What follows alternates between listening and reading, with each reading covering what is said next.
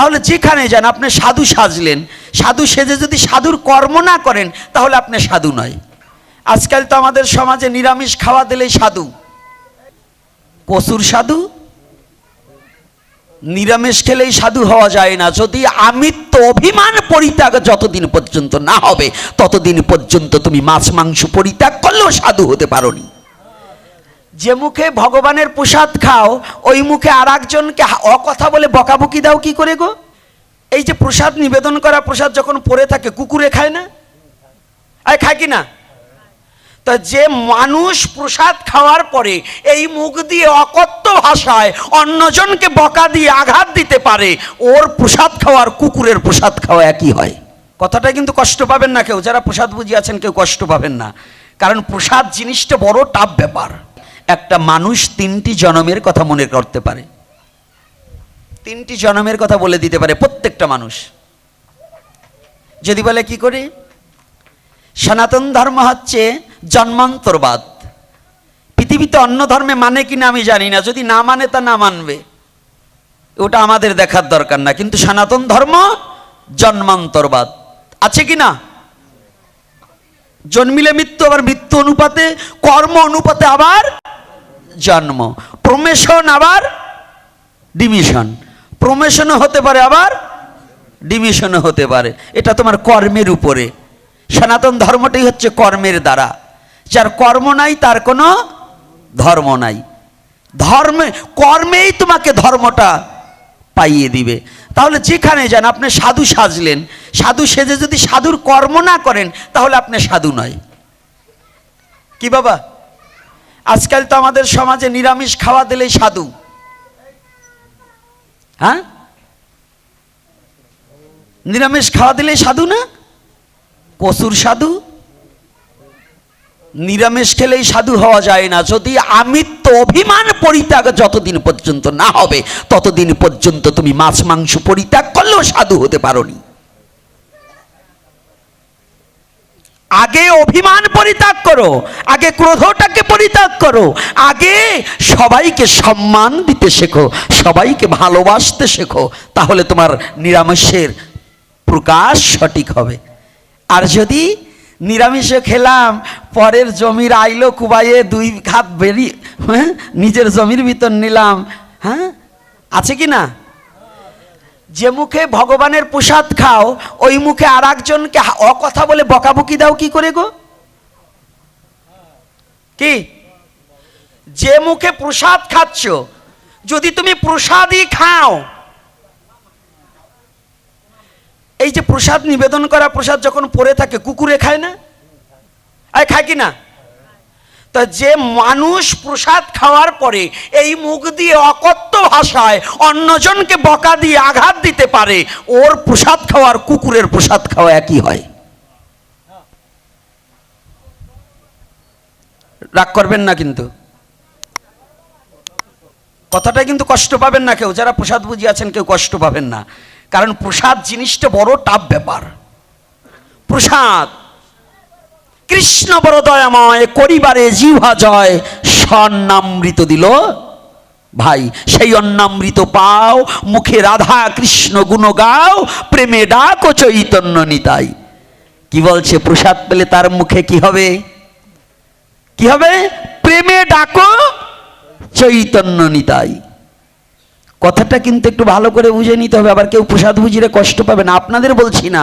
আর হ্যাঁ, আপনাকেও বলছি, যদি আপনি প্রসাদ খাওয়া দিয়ে ওই স্বভাব আপনার গায়ে থাকে তাহলে আপনাকেও বলছি, সনাতন ধর্ম এত কাঁচা ধর্ম নয়। আমি যে ধর্মে জন্মগ্রহণ করেছি সনাতন ধর্ম এত মাথা ফুলো ধর্ম নয়। সনাতন ধর্ম সূক্ষ্ম ধর্ম। আর এই সূক্ষ্ম সনাতনটাকে যদি কেউ হৃদয় দিয়ে উপলব্ধি করতে পারে তার মানব জন্ম ধন্য হবে হবে হবে। এটার নাম সনাতন ধর্ম। তাহলে ওই মাঝে মাঝে একটু কথাটা কষ্ট পাবেন না, মানে যুগের সাথে যা চলছে গো, এটাই দেখছি, যুগে যা চলছে। এক জায়গায় গিয়েছি, আমারই এক ছোট ভাই, ও সাধু, তো ও একটা নামযজ্ঞ ধরেছে, এক বঙ্গের থেকে আর এক সাধুরে নিয়ে এসেছে। এখন সেই দুই সাধু যাচ্ছে নামযজ্ঞের কাজে। তো আমার ওই ছোট ভাইটাকে বলছে, এই কাপড় নিবি মাত্র ব্যাগে করে, বড় ব্যাগ নে, কাপড় নিবি দুটো। তো বলছে কে রে ভাই? বলছে কে, এই কাপড় নিবি কেন? ওই নামযজ্ঞে গেলে পরে রান্না করবার যা দেবে, তেল ডাল যা দেবে, ওই কিছু রানবো আর সব ওই ব্যাগে বড়ি আসবার সময় ব্যাগ ভরে নিয়ে চলে আসবো, তাই ব্যাগ বড় করে নিবি, কাপড় নিবি কম। এখন আমার সেই ছোট ভাই সে বলতেছে, আমার সে ছোট ভাইটা আপনাদের এই বাড়ির কাছে রামকৃষ্ণ গোস্বামীর শিষ্য, সদানন্দ গোসাই আমার সেই ছোট ভাই, আমার পার্শ্ববর্তী একেবারে জন্মমাটির পাশে। ও সেই গোসাইরে বলছে, নে ভাই আমার এই সুরা গোসাইয়ের দরকার নাই, তাই নিরামিষ খেয়ে যদি এই সুরা বাংলাটা যদি আসতে হয় যে আমি ব্যাগ বড় নেব, কাপড় কম নেব, ওইখান থেকে ভরে পরে তাই নিয়ে গাট্টি বড় করবো, তাহলে ওর নিরামিষ খাওয়ার ভেরি ছাগলের নিরামিষ খাওয়া কি আলাদা নাকি বাবা? এক না দুই? তাহলে এখানে আমাদের তাৎপর্য বিষয় সনাতন ধর্মের, প্রসাদভোজী লোক আর দেবতা এতে কখনো প্রভেদ নেই। একজন দেবতার পূজা করলে শুধু দেবলোকে যাওয়া যায়, আর একজন শুদ্ধ প্রসাদভোজীর চরণে আত্মসমর্পিত চিত্ত করলে ভগবত ধামে যাওয়া যায়। তাহলে প্রসাদভোজীর চরিত্রটা কেমন হওয়া দরকার? একজন প্রসাদভোজীর চরণে দণ্ডবোধ করলে সমস্ত দেবতার পুজো হয়ে যায়। আমি বলছি না, শাস্ত্র বলছে, পদ্ম পুরাণ তার প্রমাণ করেছে, আমি বলছি না। একজন শুদ্ধ কৃষ্ণ ভক্ত তার কত বড় যোগ্যতা, একজন চণ্ডালকে একজন চণ্ডাল যদি একজন শুদ্ধ কৃষ্ণ ভক্তকে নয়নে শ্রদ্ধার সহিত দর্শন করতে পারে, দর্শন মাত্র তার চণ্ডালত্ব মোচন হয়ে শুদ্ধ প্রেম ভক্তির উদয় হয়ে যাবে। এটা হচ্ছে প্রসাদভোজীর গুণ, বৈষ্ণবের গুণ এবং কৃপা।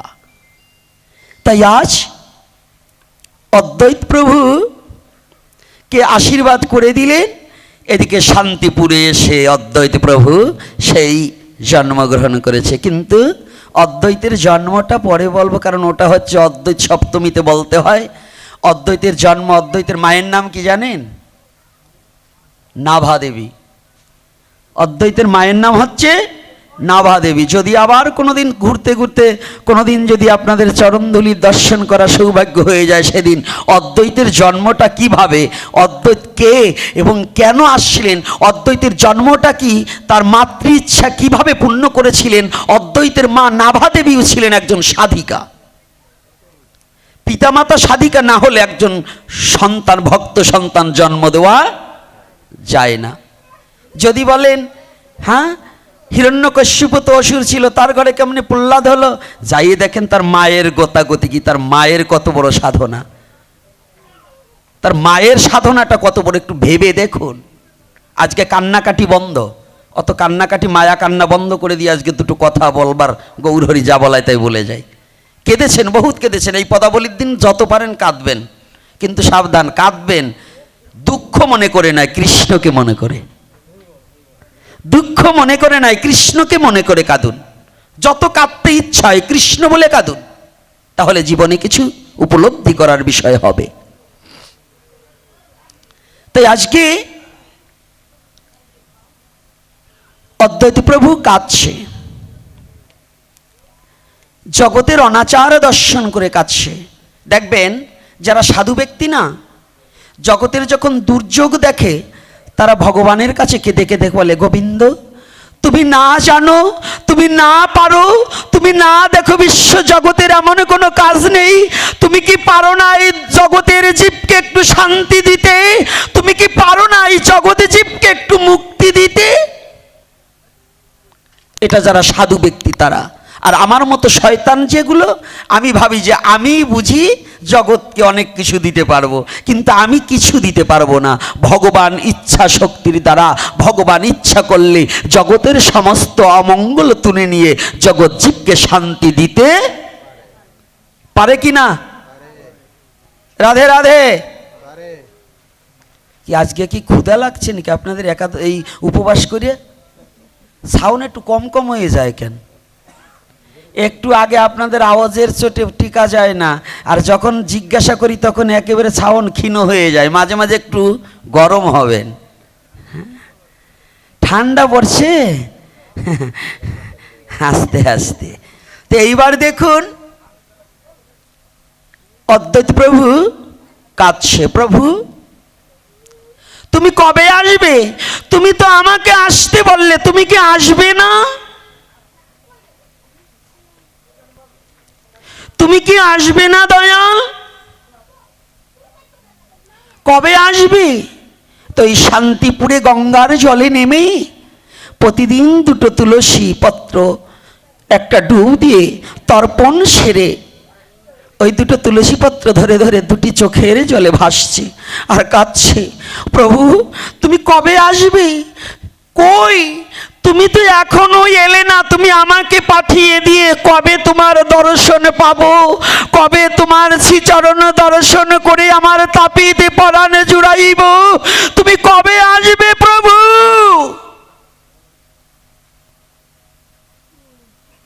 যখন কৃষ্ণ বলে কাঁদছে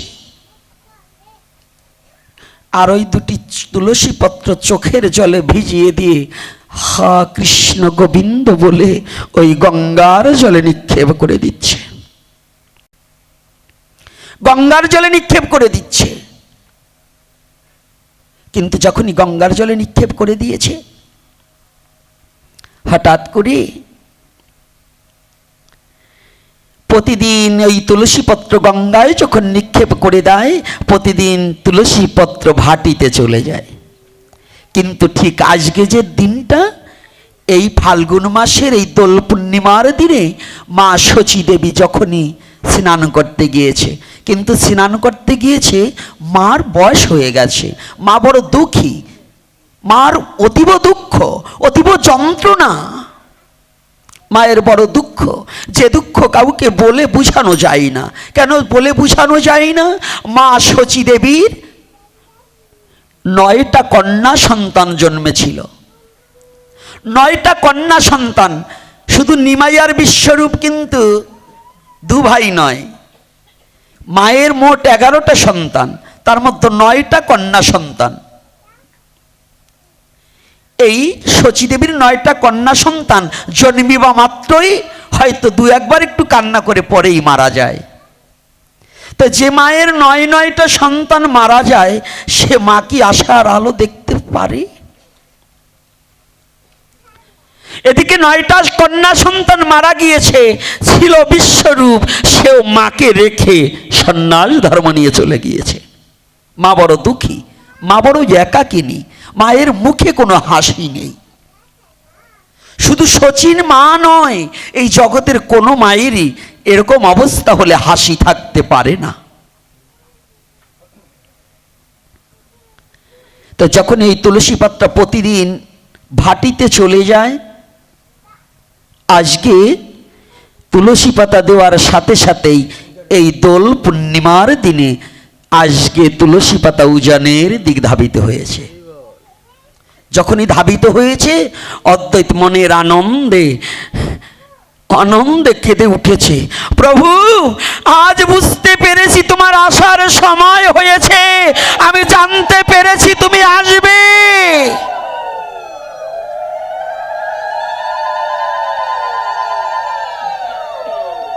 কবে আসবে?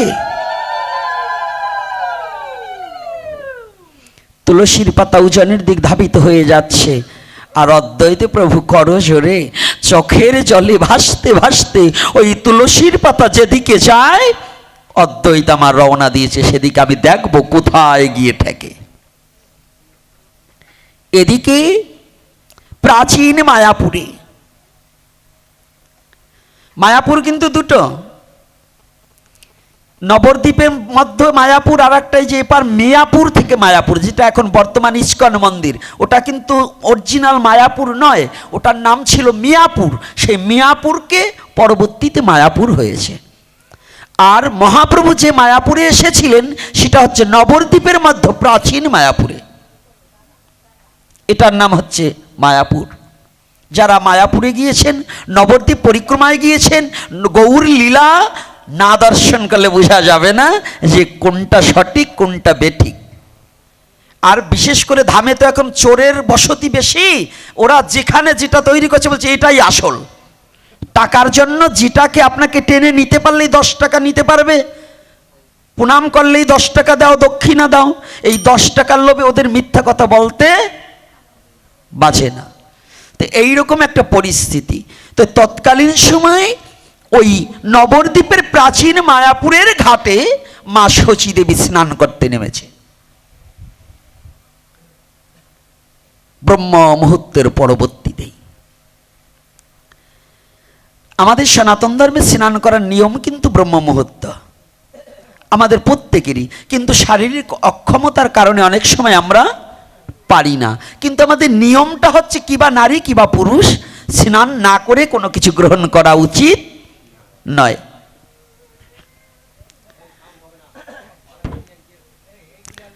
স্নান করতে হবে। তা আজকে মা শচী দেবী যখন স্নান করে তর্পণ করছে, কি তর্পণ করছেন? আগে সূর্য প্রণাম করছে। মা, আমাদের নিয়ম আছে, দেখুন যারা সংসারী জীব, একমাত্র সন্ন্যাসী ভিন্ন, প্রত্যেকের স্নান করে সূর্য প্রণাম মন্ত্রটা বলা উচিত। সন্ন্যাসীরাও অনেকে তর্পণ করে থাকে সূর্য প্রণাম, ওম জবা কুসুম শঙ্কর শঙ্কর্ষপিয়ং, ওই মন্ত্রটা, হ্যাঁ এইটা অন্তত বলা উচিত। পিতৃতর্পণ আছে, গুরু তর্পণ আছে, আছে না বাবা? এইগুলো তর্পণ আছে। কিন্তু আমাদের তো এখন বাঙালি সংস্কৃতিতে অনার্য সংস্কৃতি ঢুকে আমাদের কিন্তু এখন আর্য সংস্কৃতি নেই। আমাদের সে আর্য মহর্ষিদের যে ধার্য করা নিয়ম কানুন সেটা আমরা ভুলতে বসেছি, এখন আমাদের নেই। নেই, কয়েক বছর আগেও যেটা ছিল এখন তা নেই। আমি কয়েক বছর আগে এখানে এসেছিলাম, সবাই ললাটে তিলক ধারণ করা দেখতাম, দিত। এবার এসেছি দেখুন এখন তিলক দেওয়ার কোনো লোক নেই, তিলক দেওয়ার কোনো লোক নেই। কথাটা রাগ করবেন না।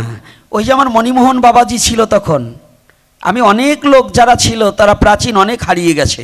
আমি যখন আরও অনেক আগে এসেছি, প্রায় 15 বছরেরও বেশি তার আগে এসেছিলাম, আপনাদের গুরুদাস গোস্বামী উনি থাকাকালীন আমি এই নিত্যানন্দ ত্রয়োদশীতে পাঠ করতে এসেছি।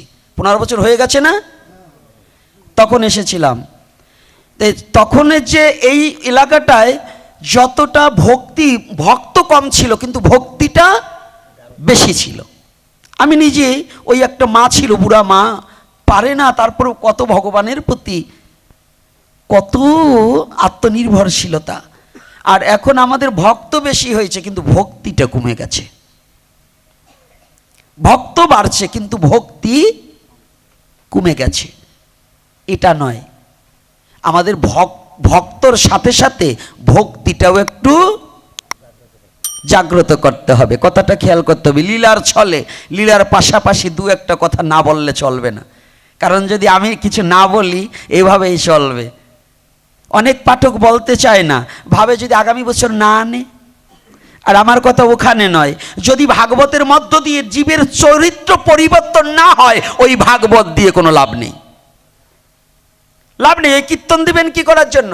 কীর্তন শ্রবণ করে যদি ভক্তের চরিত্রের পরিবর্তন না ঘটে তাহলে কীর্তন দিয়ে লাভ কি? তাকে দিয়ে কীর্তন দান। দেখবেন কীর্তনীরা এখানে কীর্তন দেবে না, পরের দিন ওই সকালবেলায় দেখবেন ওই মহাদেবের দোকানে ডিম দিয়ে আর রুটি দিয়ে খেয়ে আসবে। ওর মুখের কীর্তন শুনে লাভ কি হবে? কি লাভ হবে? কোনো লাভ হবে না, কোনো লাভ নেই। এজন্য শ্রবণ করিতে হলেও একটু ভালো মুখের দুটো কৃষ্ণ কথা শ্রবণ করা প্রয়োজন। ঘি বেশি না খেয়ে 1 চামচ খেলেও ভালো, যদি খাঁটি ঘি হয়।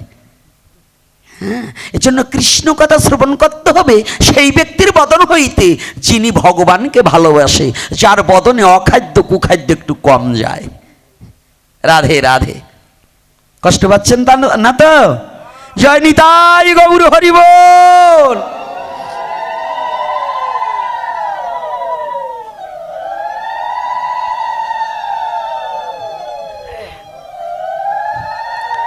এইবার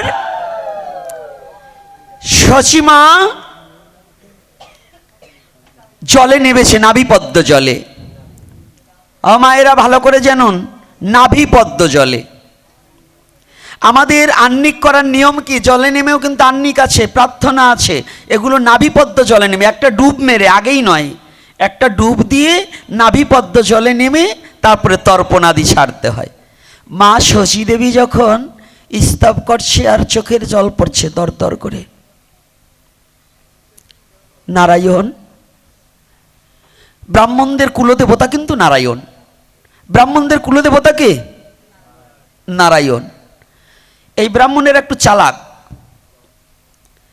আপনাদের কাউকে কিন্তু নারায়ণ শিলায় জল দান করার অধিকার নাই। এটা কিন্তু ভগবান বলে নাই, উনরা বলেছে। এটা কিন্তু ভগবান বলেনি। ভগবান এত বড় নির্বোধ নয় যে বলবে যে অমক জাতি আমাকে ছুঁইতে পারবে না। তো আমার মতো পশু যদি ভগবানকে ছুঁলে যদি ভগবান অপবিত্র হয়ে যায়, ওর মতো ভগবানরে আমি পুজো করব কেন? আমি সেই ভগবানরে পুজো করি। অনন্ত কোটি মহাপাতকেও যদি আমার ভগবানকে স্পর্শ করে, তথাপিও সে পরম ধন্য হইতে ধন্যাতীত হয়ে যাইবে, সে পুত পবিত্র হইয়া যাইবে। এই ভগবানকে পুজো করতে হবে, এই ভগবানের পূজা করি। তা আজকে যখনই মা শচী দেবী দুটি চোখের জল ফেলছে আর বলছে, নারায়ণ, তুমি আমাকে বিশ্ব জগতে একে একে 10টা সন্তান দিলে, একজন জীবিত রইল, তথাপিও তুমি তাকে এমন মন করে দিলে আমাকে ফেলে চলে গেল। আর 9টা কন্যা সন্তান দিলে, কেউ আমাকে একটু মা বলে ডাকলো না। জগতে আমার নারী জন্ম সার্থক হলো না। জগতে নারী জন্ম সার্থক হয় তখন, সন্তান যখন মা বলে ডাকে নারীকে, তখন আমাকে